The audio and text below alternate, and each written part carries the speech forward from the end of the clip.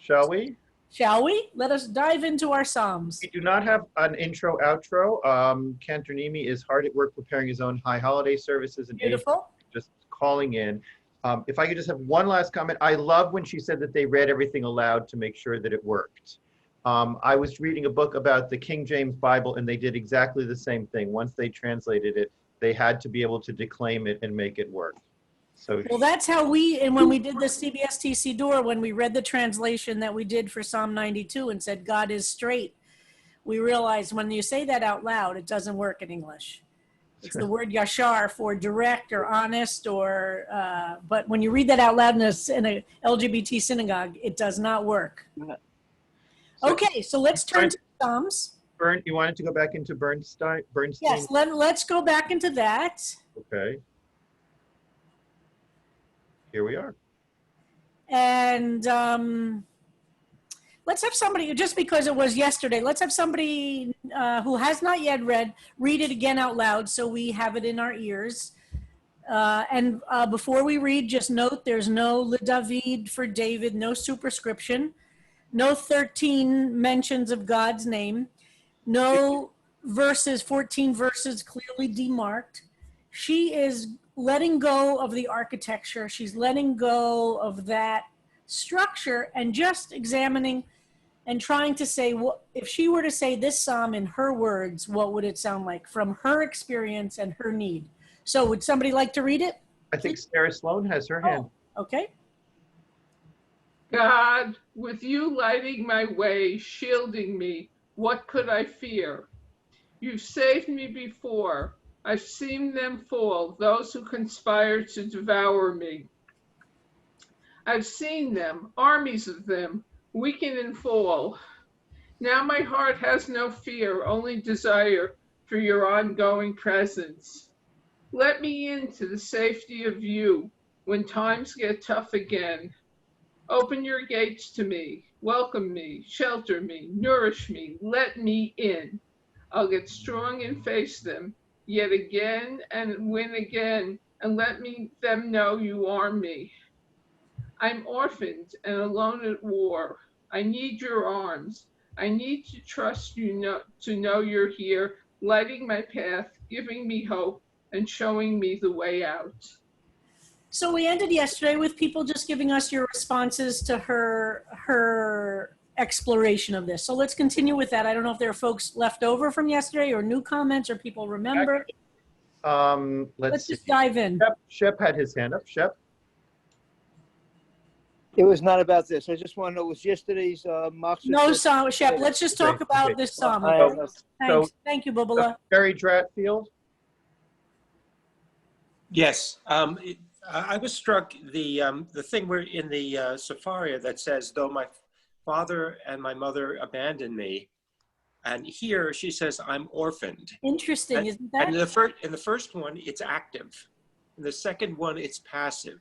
Wow. And people have talked about how this particular verse has affected them, especially people who might have had difficulties with their parents. Mm-hmm.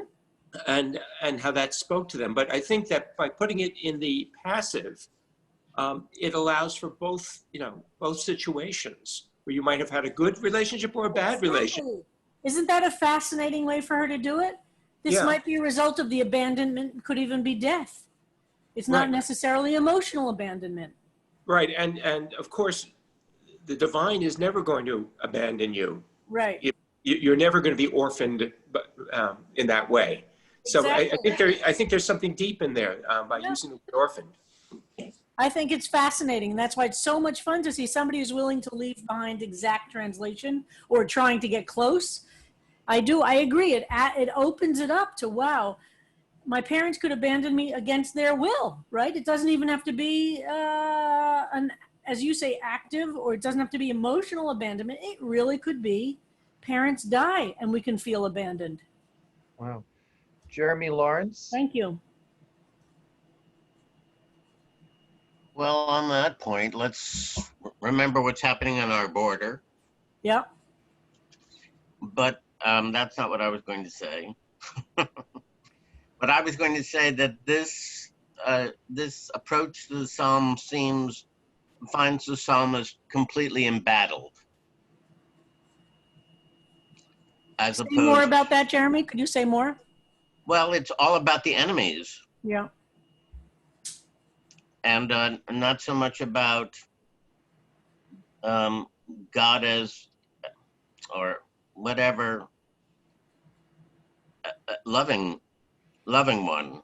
It's like, I am embattled, so help. And do you think she is understanding the enemies as external here? I'm not sure. I'm not asking it rhetorically. I'm just not sure. I can't answer that for her. Right. But I am orphaned and alone at war. Yeah. I need your arms. I need to trust to know you're here, lighting my path, giving me hope, and showing me the way out. To me, that seems at war, but I don't know what at war means anymore. Yeah. I never went to war. I was terrified for years of being drafted. But we now have a president who has told people who have gone to war that they are cowards. We're not, whether we're at war with ourselves or at war with enemies who are now physically showing themselves, and who will be continuing to show themselves more and more. I don't know. I'm off on some. Yep. I agree that for me, the first reading of this definitely seems like she's experiencing the enemies externally. But if I push myself a little bit and then try and read it and say, is it at all possible that this could be read as internal enemies? I think it is. I'm not, again, I don't think it matters what I'm not what do you call that? An originalist, or what do they call that about the Constitution? Right. But strict constructionist. I'm not a strict constructionist, so I don't. It doesn't bother me to go away from what she originally meant. But I think it could be read, because I think war can be internal as well. So I'm not sure. Anyway, other comments. Thank you, Jeremy. Shafran. And I'm sorry, but something's not working here. May I just say something? No, you have to wait online. Really, you have to put your. Karen, you've got to wait online. Karen, and we'll call on you. Okay. Benjamin Shafran. Good morning. Good morning. I love the way she integrated the part that I had a great difficulty with, which was verse 4, Achad Sha'alti, and which seems so out of place in the rest of the psalm. And she integrated it when she writes, I've seen them, armies of them weaken and fall. Now my heart has no fear, only desire for your ongoing presence. Yes. It's just a wonderful way of integrating it. Yes. I agree. I think it's quite a beautiful way. And you see the Y in your is capitalized to make it really clear to whom she is addressing this. Beautiful. Thank you. Robin Baslaw. So last night, Susan and I watched Good Trouble. It was a documentary made shortly before John Lewis died. And there's a point at which he talks after it had been, maybe it was after his 30th arrest or whatever. He said, I realized I had no more fear. That God was with me. I had no more fear. And the part that Ben just brought up really spoke to that. Now my heart has no fear, only desire for your ongoing presence. And how powerful that is. Because, for me at least, fear plays a big deal in my life. And to be able to let go of it and feel that presence, what a difference. So, yes. Yeah, and I think John Lewis is speaking in the same way that King spoke, that these ideas in this psalm strengthen people facing the kind of danger of standing up when there's real physical risk. And that was at the core of the civil rights movement. And what I think many of us lack, which is when King and when John Lewis, when he went into those Woolworth lunch counter settings, saying, you know, you can imagine him saying this psalm. You can just see that this psalm would be a powerful force. Okay, let's get, I know a lot of people have their Mr. hands up. Solomon.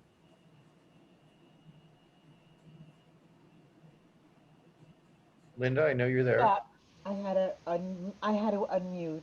I'm sorry to go back to the same point, but it was my orphanage, not my becoming an orphan, which brought me to Judaism Uh-huh. and VST, and so that portion has always been so meaningful to me, and in the one I wrote myself, and I have written one. I haven't finished it yet, but I'm writing one. I focus on that area because that's what was important to me, and it was feeling God's presence, feeling that I was sheltered in some way after I became an orphan, that it became comfortable for me to appreciate Judaism because I Uh-huh. rejected it Uh-huh. early on.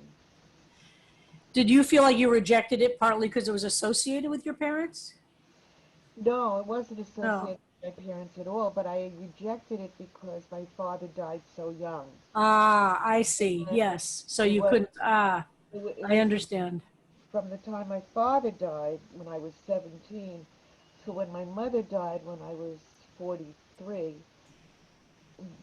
I couldn't appreciate Judaism as Mm-hmm. a religion for me. And Mm-hmm. so when my mother died and I came to CBST shortly before, it was I see. Yes. to incorporate the feelings that I needed. And You because know, that's so interesting. So many people first came to CBST to say Kaddish for a parent. Mhm. So that's a very interesting insight into the psalm that's I hadn't thought about. Thank you. Noreen?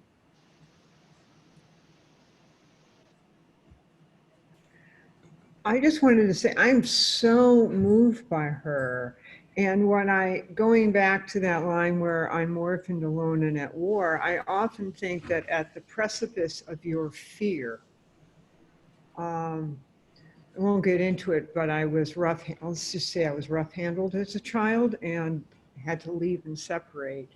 That at the end of your fear, there's a profound opening, and I have experienced my own experience of God, and I think she spoke to that. I think that that's also true in people later in life. When I saw people in emergency situations, floods, hurricanes, when everything's been lost, there is that why and then that presence. Yeah. So Beautiful. Thank you, Dean. That's beautiful. And then Ben Kushner points out in the chat, I need your arms. The sort of the fifth line up is a play on word, sixth line up, I need your arms. Are they talking about your arms, the embrace of God, or the military support that God can give through weapons? Interesting. I wonder where she's going from the Hebrew. Whether that it's a little hard to say. Well, it's who breathe violence. I'd have to think about that. That's very interesting. Certainly in the English, it's true. Lisa Brown?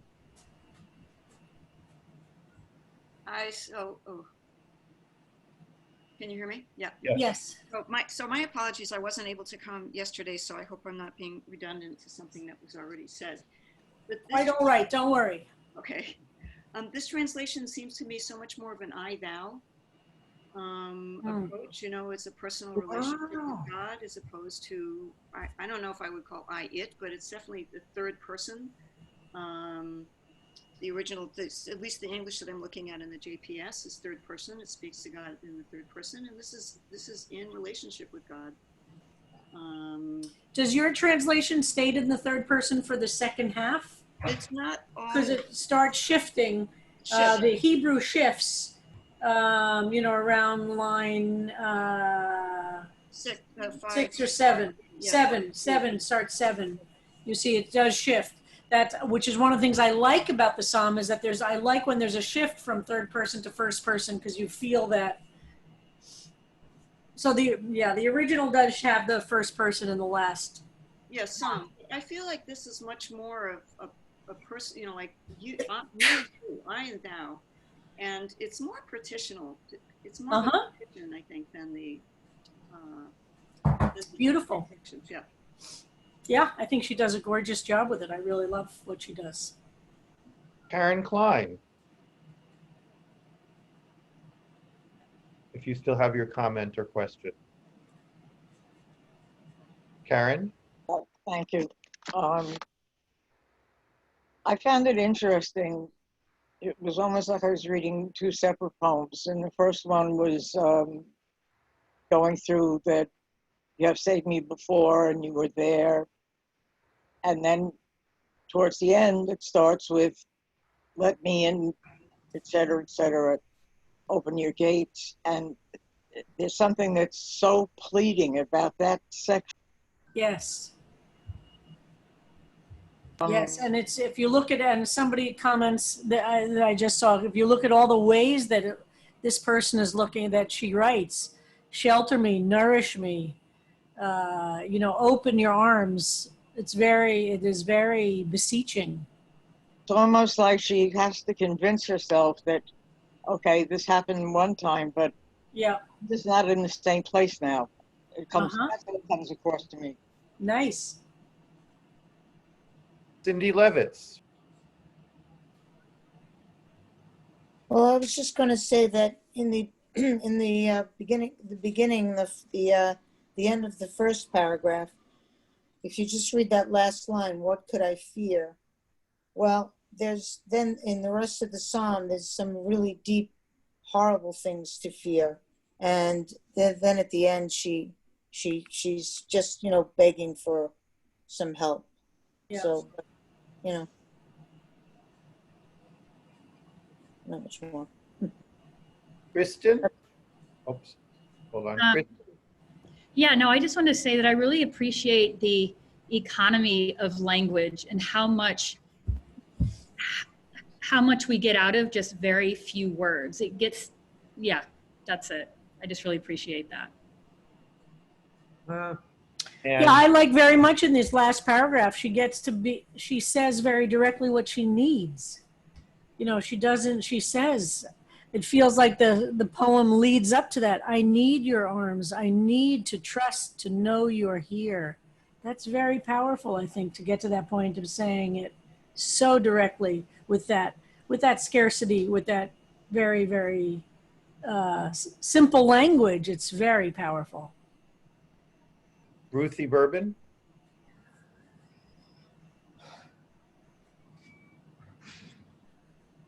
This being my favorite psalm that I have the chills now sharing with you, and that is her sharing of let me in to the safety of you when their times get tough again. And I go on, I get strong and face them, yet again, win again, and let them know you arm me. This is how I live my life as a young woman who spoke up and spoke out, as a teacher, as an administrator, as a guidance counselor, in every way that I am a person. This is how I feel when I go out there and speak up. Oh, wow. And, wow, that is so powerful, Ruthie. Very physically powerful, emotionally powerful in every way. And I thank you for this, all of you. Thank you. Thank you, Ruthie. That is so powerful. That's exactly what I want, is for these psalms to mean that level of connection and of meaning and of purpose and of strengthening. Thank you so much, Ruthie. And Sue Rosansky? So powerful, isn't it, that this is the psalm of this season? I mean, every time you look at the psalm, that also we have to remember, it's not just another one of our psalms, although it hasn't been that for, you know, it's been forever, but it's certainly in our lifetimes. This psalm is the psalm of this season, and what a powerful one that we're asking in this moment to be able to have the strength to do this work of being a human being. You know what I'm doing? Sue Rosansky? Yeah, I was going to say that when Noreen was speaking about, you know, perhaps a difficult situation and then an opening up to God, it reminded me of what it felt like being in the city after 9/11. You know, there was such fear. I mean, I still remember the fear I had pacing up and down 22nd Street, waiting for Joanne, my partner, to get home from work. And there was such fear. And yet at the same time, I remember in those days how people just treated each other with, it seemed like people on the street treated each other with such kindness and such openness and such tenderness that is not usually there. And anyway, so what Noreen said really reminded me of that. It felt like the same kind of thing.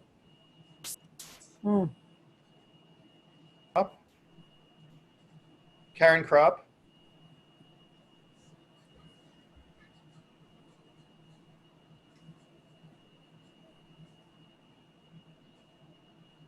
While we wait for Karen to unmute yourself, Saul? So I am taken at the very, very end where she writes about, I need your arms, your trust to know you're here. And then at the very end, the pause, the space between the way and showing me the way out. That I'm caught in a something, or it's difficult where I am. Show me the way out, not just show me the way. Yeah. And you'll notice also, do you see there's, and I'm sure there's a word for this in printing, Ira, the gap between way and out? Yes, that's. Do you see that or whatever? There's definitely a kind of a pause, or it's, first of all, she uses no punctuation. That's her thing. You'll notice this is true throughout her Psalms. She not a fan of punctuation, but she is very careful, it seems, with formatting and layout. She seems, if we look at that, and that, but clearly there's a little, like a double space between way and out to end the Psalm.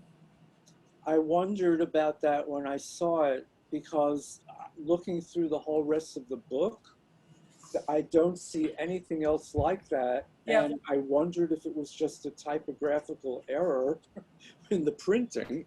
I don't know. I mean, I don't think we can know that. But I had the same thought, Saul, and I sort of was looking through the book to see if something like that shows up anywhere else. And I didn't look at every single page, but just flipping through the pages, I didn't see anything like that.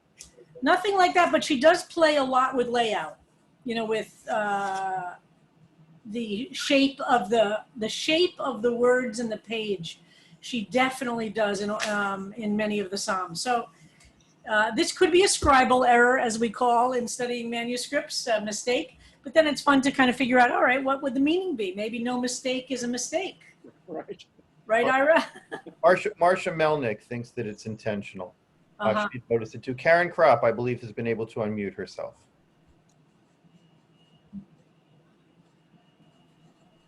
Karen, I see you unmuted with your hand up. Karen, we're having a problem with your microphone. Sherry or Simon? So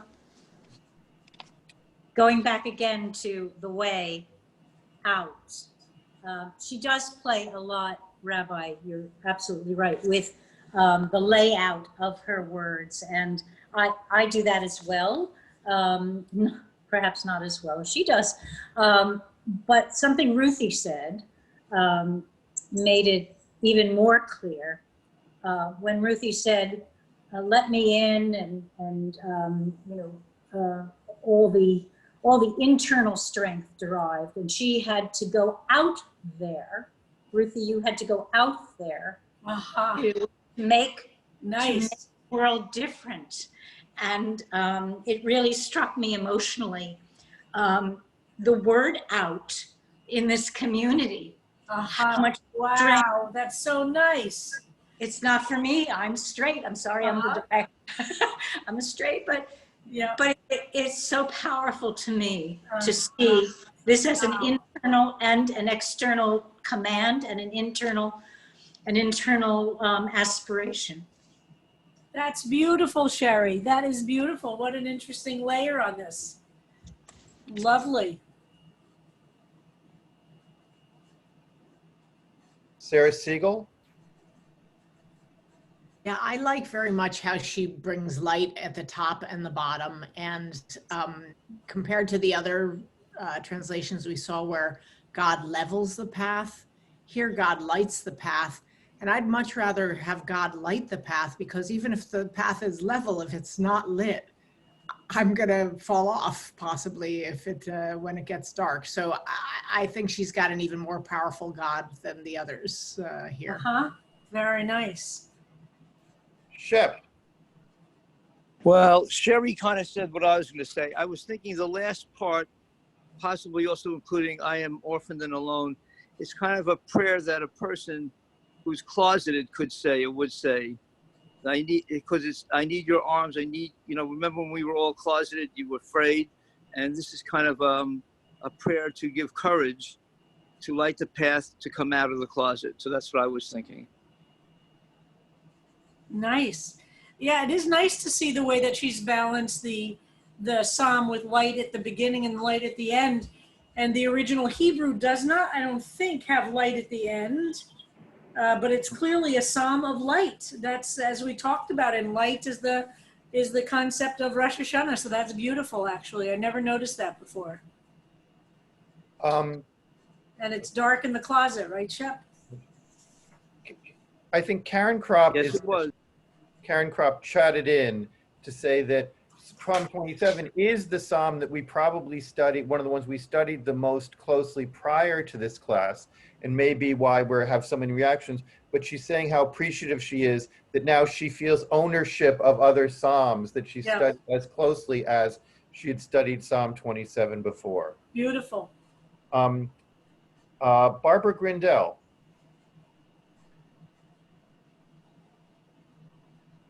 Barbara, you need to unmute yourself if you'd like to comment. Trying to play by the rules and be muted, of course, I forgot. So the next to the last psalm is the one that actually speaks to me. Playing by your rules, not theirs. It's your light up ahead that guides me. But I really like the metaphor of washing hands and staying away from dirt. That was really powerful. Just what you can do. I wash my hands of you, or the whole thing about dirt, and especially now with the Hold on, what are you talking? I'm a little lost. What are you talking about? We're looking at 26. You're not looking at 27, Barbara. That's Psalm 26. We're looking at Psalm 27. Oh, you're only on that. Yeah. Okay. Correct. We're only on Psalm 27. These are not page numbers. I should just explain. The top of the page, that's not a page number. That's actually the number of the Psalm. So we're just studying Psalm 27 now. Okay. I really didn't know that. Okay. That's okay. That's right. That's why you're here in the class. Linda, and this is written by an Orthodox Jewish woman. She's actually a medical doctor. She's not a rabbi, but it's a great, and that's why it's such a great example of a personal doing. Basically, if you were all to take a collection of all the going through the whole book as we're going, and to write your own, how does this psalm mean something to you? That's what this is. She lives on the Upper West Side, by the way. Oh. So contemporary person, which is fun too. Linda Watskin. My first time talking. Wonderful. Welcome. Thank you. I noticed that one of the ways she gets her ideas across is the use of poetry in terms of enjambment, which simply means you start one line and then you quickly move on to the next line without taking any pause. And if you look at each one of these little stanzas, you see how she just beautifully moves that thought from one line to the next until she gets to the end. And that helps us in reading. It also helps us understand the essence of that particular verse. Wow, that's fantastic. I didn't know that word. And by the way, I was wrong. There is a punctuation mark in this psalm. She does not use much punctuation, but do you see where there's one punctuation mark?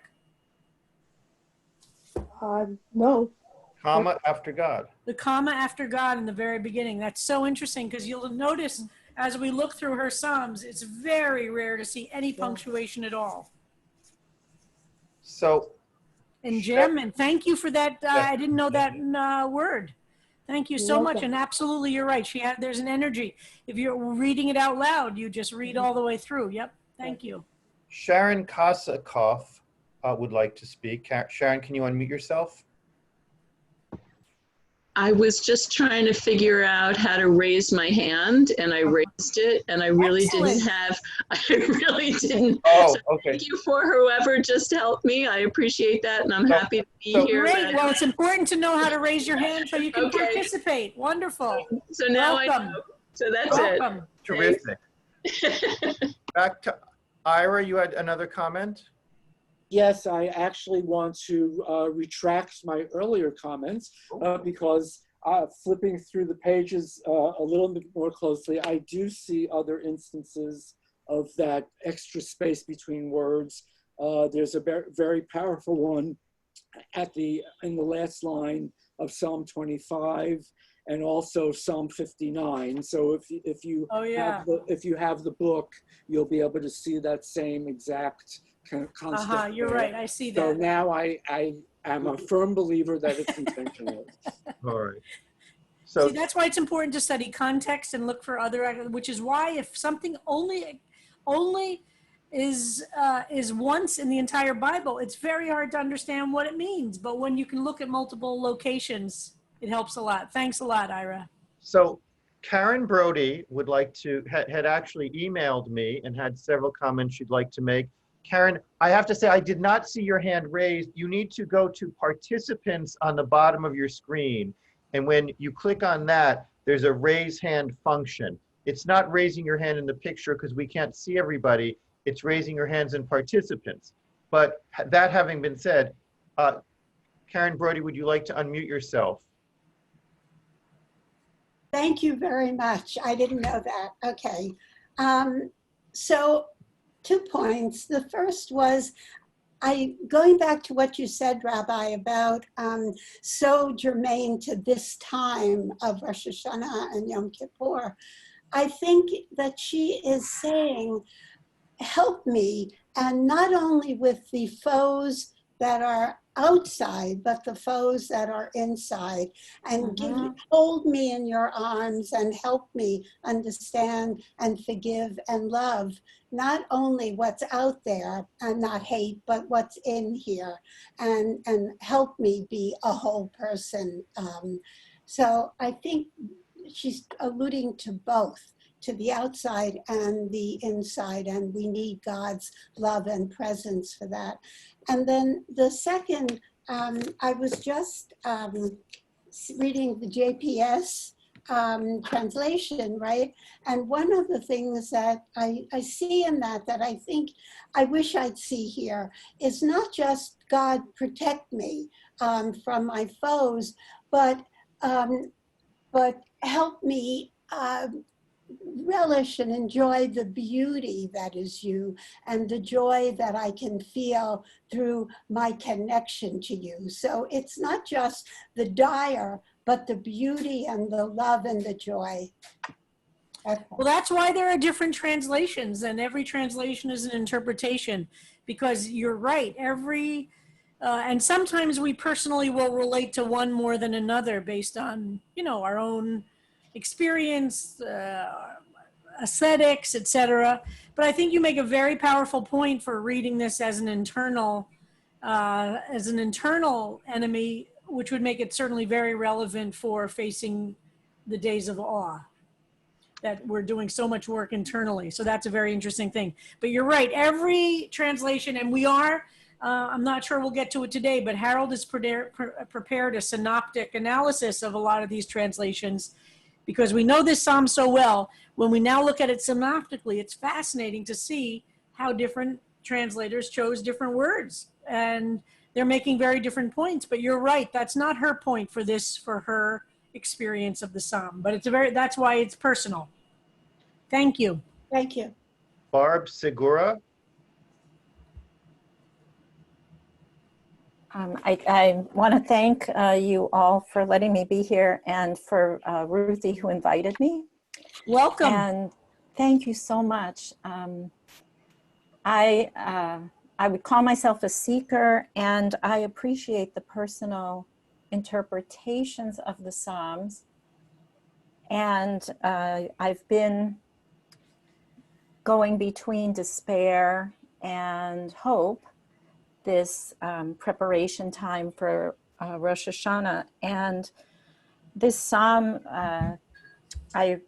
if it's all right, I wrote a 3-sentence poem about this psalm.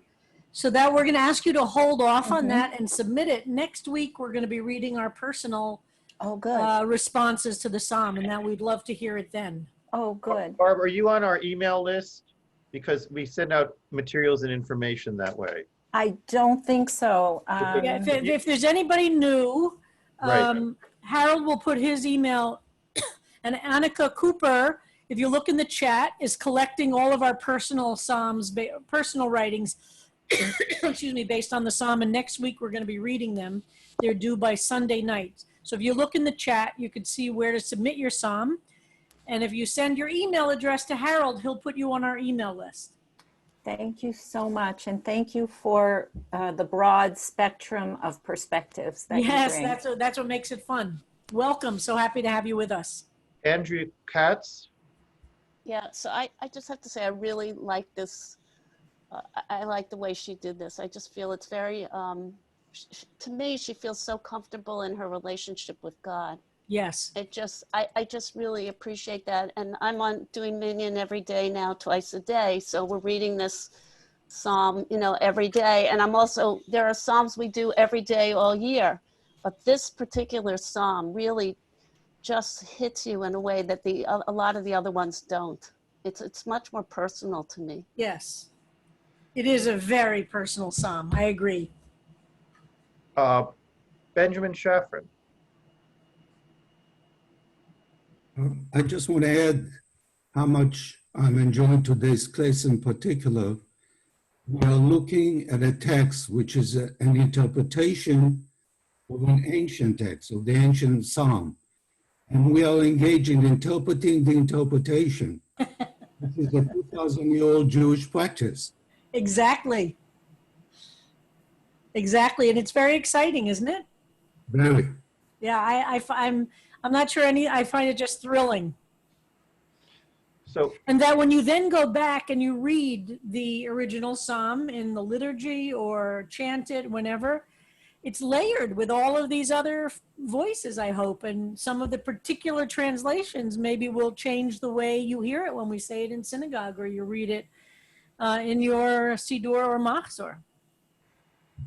Rabbi, we have actually gone through all of the hands and all of the comments in chat, and we have a nice 7 minutes left for whatever you would like to do. Well, I would love to. I'm trying to I found this morning a beautiful piece that Jonathan Commissar did. I'm just going to send it to you, Harold, to see if we could play it. Jonathan, who has been our pianist sometimes at CBST when Joyce has not been available, is a composer and a pianist. And he did a setting for, I'm sending this now to, oops, if I can say, I don't know, Harold, can you find it on my Facebook page? Sure. I just posted it this morning, if it's possible to do. I will do that. I will do that. Harold is the best. He did an instrumental version of the famous Israel Katz setting for Achat Sha'alti that our chorus sang and we know so well, of a harp, clarinet, piano, cello, and is that 5? Did I get 5? And violin.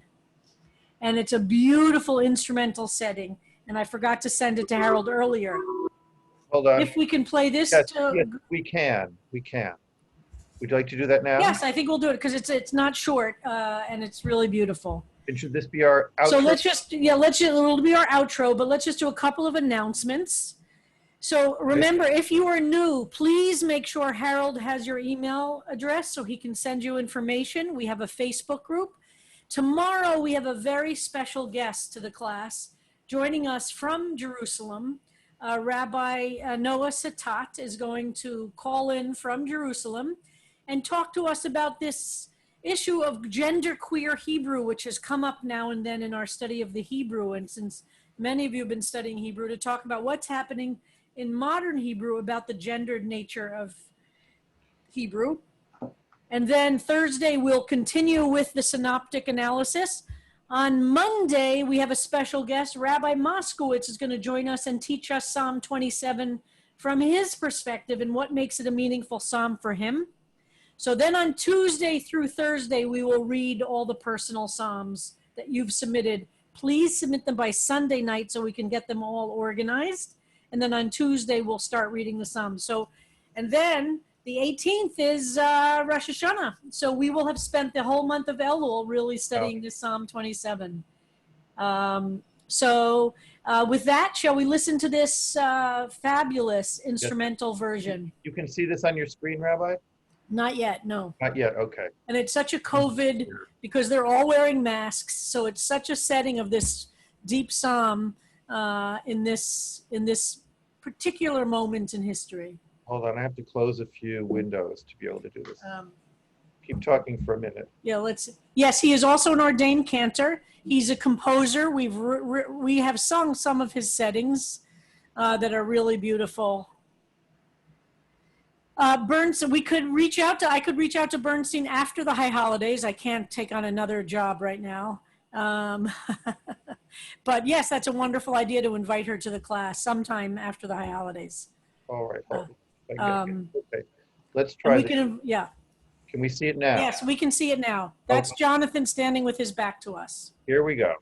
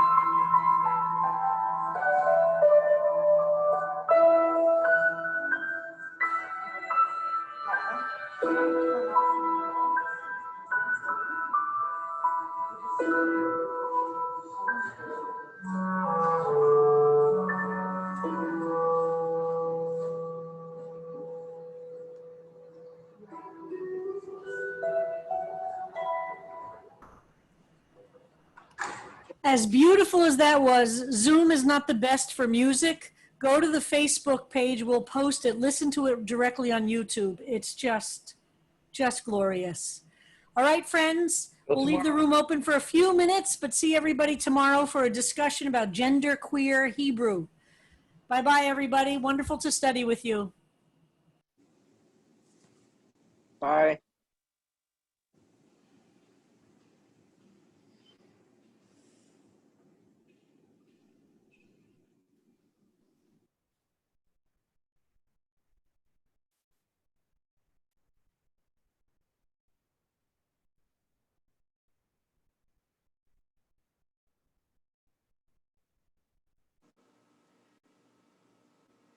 Everyone, say hello to my new dear friend, Barbara Segura. Linda, you're going to have to meet her. She's extraordinary. Hello. Oh, Barbara. To tell the people whether it was a boy or whoever she is. And that went, I don't see her. I think she's off now. I don't Okay. think she's on. Hi, Rafaela. Yes. Right, but it's important to remember, if you look at the map, you look at the map online of where the current fires are, where the fires that were put out are, and they're all over California. I mean, you know, and this is not something where you rake the forest floor, as Rosemary pointed out. No. Trump suggests they didn't do, right? No, but it was 100, and it was 100, and back to the climate issue, but it was 120 degrees in Pasadena yesterday. So, you know, obviously there's issues. Yes, never, ever been. Yes. Now when you were saying go. Nope. Oh, okay. JP.